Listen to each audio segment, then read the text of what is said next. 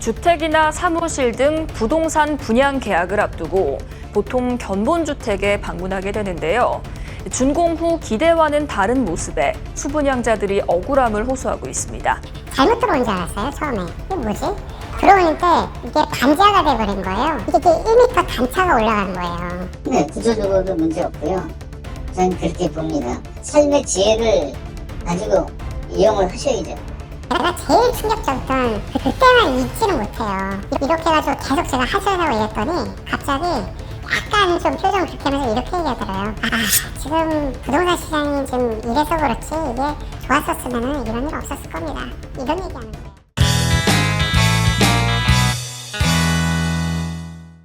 당신의 아파트는 안녕하십니까? 불편한 아파트를 편안한 아파트로 만들어드리는 법률 자문 콘텐츠 불편한 아파트. 오늘은 이한기 기자와 법무법인 안심의 이길수 변호사님 함께 하도록 하겠습니다. 자, 오늘의 주제는 그 부동산 과장 허위 광고에 대해서 다룰 건데요. 뭐 한강뷰다, 뭐 리버뷰다, 뭐 시티뷰다, 뭐 이런 식으로 해가지고 과장 광고들이 많죠. 네. 광고를 많이 하잖아요. 그리고 특히 역세권이다. 근데 막상 가보면 지하철역까지 걸어서 한 20분 가야 돼. 네. 근데 이게 역세권이래. 좀 어떤 내용인지 좀 한번 간단하게 설명 좀 부탁드릴게요. 제가 이번에 다녀온 곳은 원 에디션 강남이라는 고급 오피스텔 그리고 도시형 생활주택 시설인데요. 시공사는 현대 엔지니어링이고 시행사는 GL스포월드 PFV라는 곳입니다. 근데 이제 문제는 프라이빗 테라스라고 분양했던 세대들이 몇 군데 있습니다. 막상 지어놓고 보니까 여기가 프라이빗 테라스가 아니다, 공용부였다라는 이야기를 듣고 이제 그로 인한 좀 불만들이 있었어요. 그리고 또 하나는 굉장히 이제 평평하고 뷰가 이제 탁 트인 곳으로 기대를 했었는데 막상 집 안에 들어가 보니까 단차가 너무 높았던 거죠. 75cm라고 하더라고요. 멋진 도시뷰를 기대하고 갔었는데 저도 이게 반지하뷰 같은 모습이 돼버렸어요. 오늘은 일단 프라이빗 테라스. 이게 한동안 유행이었었거든요. 강남에서. 근데 뭐 단차가 심해가지고 뭐 그게 제대로 보이지도 않고 뭐 시티뷰도 안 나온다. 이 부분은 좀 문제가 있는 것 같습니다. 현장을 이한기 기자가 다녀왔는데요. 한번 이한기 기자가 취재한 내용 한번 보도록 하겠습니다.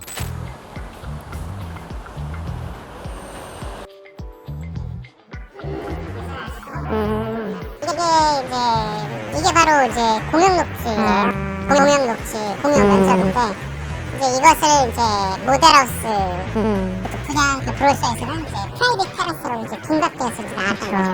원 사진하고 브로셔 사진하고 모델하우스 사진 그런 거 보셨잖아요. 그런 것처럼 이렇게 좀 반대되는 모습인 겁니다. 그 1층 단차라는 게 이 발높이에서 그대로 있었어야 되는 게 기존의 홍보 그 브로셔에서 그리고 모델하우스에서 보셨던 내용인데 단차 생각보다 굉장히 크네요. 이거를 포함해서 저기까지 다 포함을 한 거죠. 요거 하는데 비가 엄청나게 올 때는 이거는 엄청나게 온다면은 이 물이 다 안으로 들어간대요.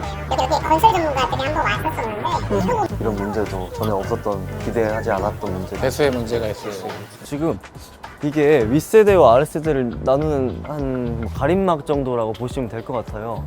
그러니까 이렇게 뒤로 오면 윗세대 사람이 뭐 이렇게 앞에 계시면 상반신 정도는 다 볼 수 있을 것 같아요. 그러니까 굉장히 어떤 사생활적으로도 문제가 될 수 있는 여지가 있다라고 보여집니다. 모형에 일일이 다 표현하지 못한 부분들이 이제 시각차로 좀 남아있는 거는 여전하죠.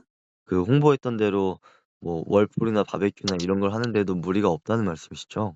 네, 구조적으로도 문제 없고요. 저는 그렇게 봅니다. 삶의 지혜를 가지고 이용을 하셔야죠. 삶의 지혜를 가지고 이용을 하셔야죠.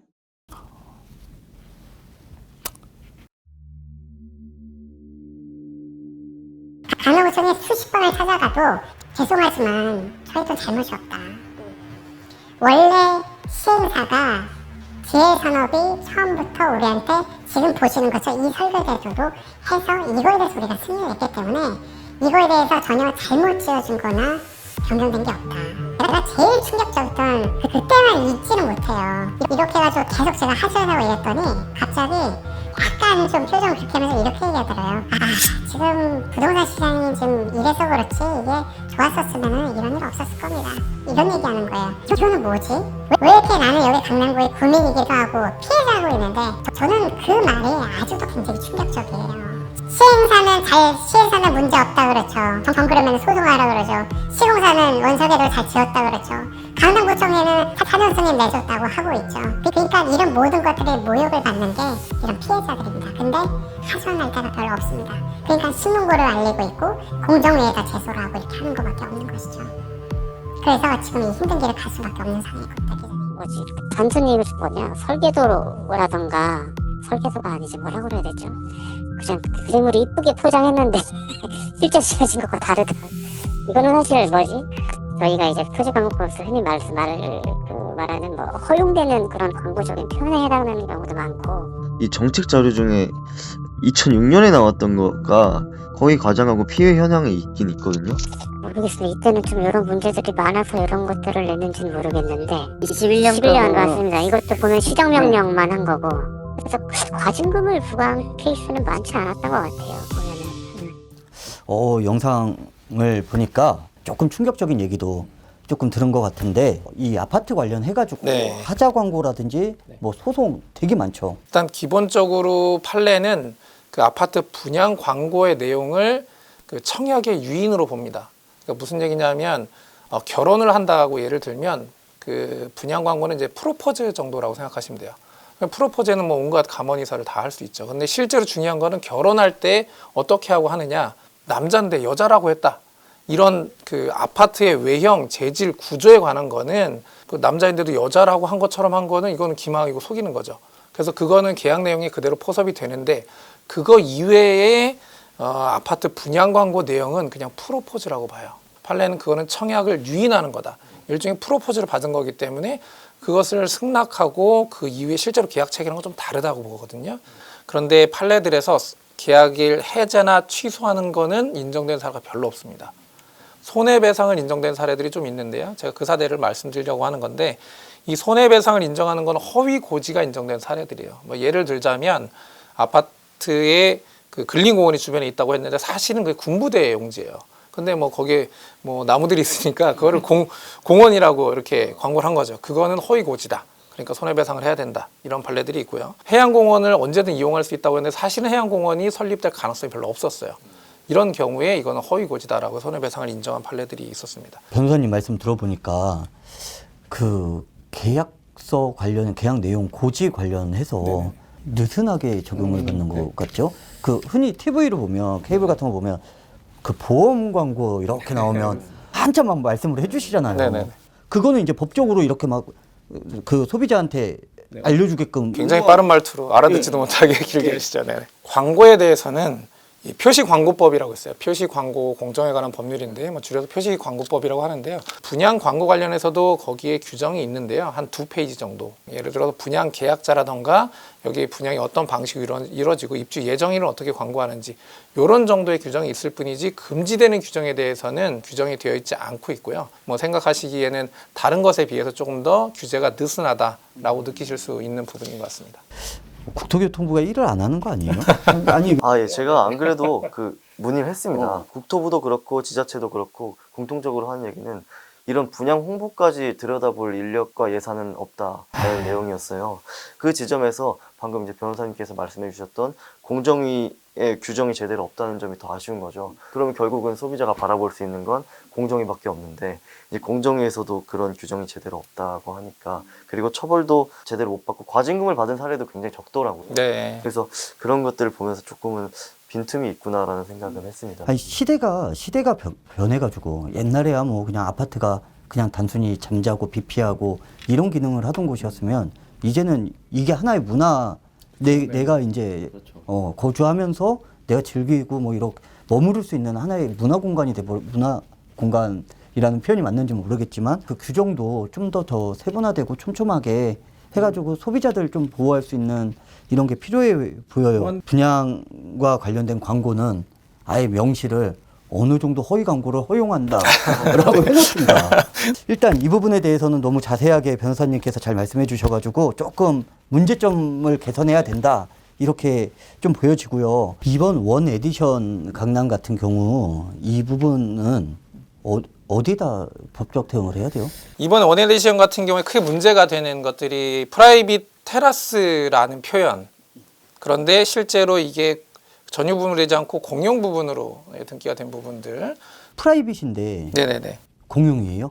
그러니까 이 부분이 허위 광고냐 아니냐의 부분에 대해서는 조금 논란이 있을 수 있을 것 같습니다. 표현이 약간 모호한 부분이 있습니다. 그래서 약간의 경계선에 있는 부분이 있고요. 그 다음에 단차가 존재한다라고 하는 게 여기 문제인데요. 아까 본 것처럼 단차가 너무 높기 때문에 약간 반지하 형태로 보여질 수도 있고 그 윗집 사생활 침해 부분이나 배수 부분에 문제가 될 수 있는데 반지하처럼 침수가 나는 황당한 사건도 벌어질 수가 있는 거거든.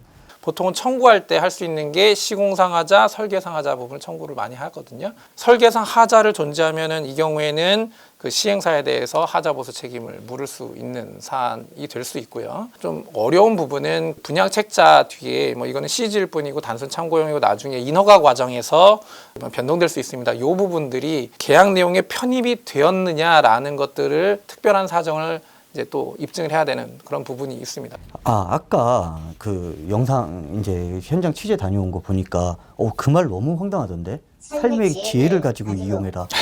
와, 이게 아마 이런 것 같아요. 이웃이 그런 어떤 불만을 제기하지 않도록 적당히 써라라는 의미의 삶의 지혜가 아닐까 싶어요.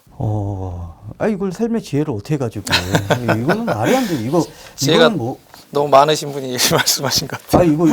그리고 또 하나 이거 이제 궁금한 게 이거 관련해서는 인허가권자 이제 뭐 강남구청이 되겠죠. 여기에서 뭐 현장 가봤대요. 강남구청에서? 뭐 현장은 직접 가진 않고 보통 이제 감리회사에서 간다고 하더라고요. 감리 보고서를 통해서 확인을 해본 결과에는 설계상의 문제는 없었다고 판단해서 도장을 찍어줬다라고 이야기를 했습니다. 사실 이게 이제 안기 기자도 아마 많이 이번에도 느낀 것 같은데 기자들이 이런 문제 워낙 많으니까 취재를 하다 보면 조금 황당한 경우가 많아요. 시행사에다가 막 얘기를 하고 뭐 시공사에다 이거 왜 잘못 지었어요? 왜 이렇게 허위 광고를 했어요? 막 물어보면 열이면 열. 이거 저희가 그런 게 아니라 분양대행사들이 얘네들이 이제 그거 팔려고 적극적으로 나서다 보니까 그런 거예요. 저희한테 잘못 없습니다. 이러는데 진짜 잘못 없나요, 분양대행사? 분양대행사들이 우리가 생각하는 것보다 한 호를 분양하면 분양대행 수수료를 굉장히 많이 받아요. 네. 그게 뭐 적게는 5%에서 많게는 10% 넘게 받는 데도 있어요.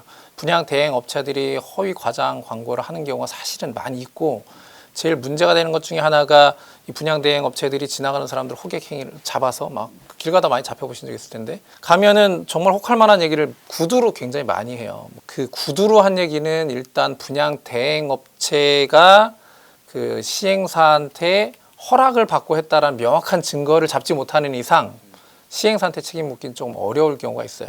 다시 처음으로 돌아오자면 이 사안 같은 경우처럼 보통 광고할 때 분양대행사 이름으로 광고하지 않잖아요. 또 하나 법률 효과 자체도 시행사한테 귀속된다라는 것들이 되어 있는 경우, 이런 경우에는 광고의 효과가 시행사에서 귀속되기 때문에 소비자들도 이거는 시행사가 광고하다는 거라고 생각하지 분양대행사가 광고했다고 알 수가 없잖아요.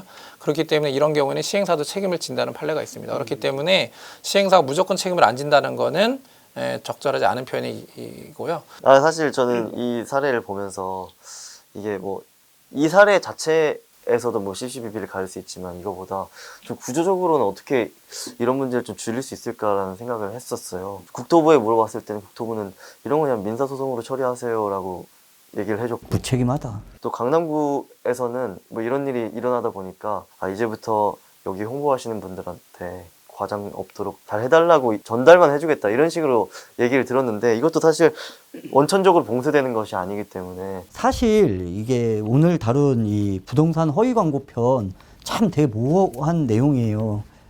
하지만 그래도 이런 내용도 하나하나 저희가 찝다 보면 언젠가는 좀 정부도 움직이고 규정이라든지 이런 게 좀 더 촘촘하게 만들어지는 날이 오지 않을까 이렇게 정리를 했으면 좋겠고요. 변호사님, 그러면 이 분양자 입장에서 야 어떻게 이런 식으로 대응하면 돼? 나한테 한번 와봐.